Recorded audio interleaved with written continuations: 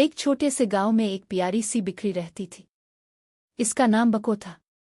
بکو عام بکریوں سے ذرا مختلف تھی کیونکہ وہ دودھ نہیں بلکہ مزیدار پھلوں کا جوس دیتی تھی۔ گاؤں کے سب بچے بکو سے بہت خوش تھے۔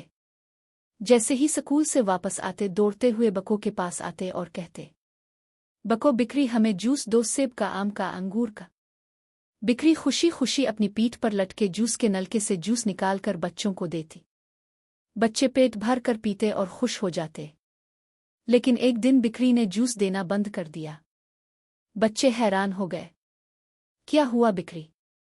تم نے ہمیں جوس کیوں نہیں دیا؟ بکری نے نرمی سے کہا، میں بہت تھک گئی ہوں۔ مجھے بھی آرام اور اچھا کھانا چاہیے تاکہ میں تمہیں مزیدار جوس دے سکوں۔ بچے شرمندہ ہوئے۔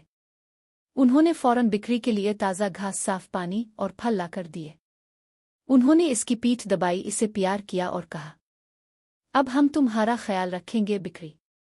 اگلے دن بکری نے پھر سے سب بچوں کو مزیدار جوس پلایا۔ اب بچے جان چکے تھے کہ جس سے محبت لی جائے اس کو محبت دینا بھی ضروری ہوتا ہے۔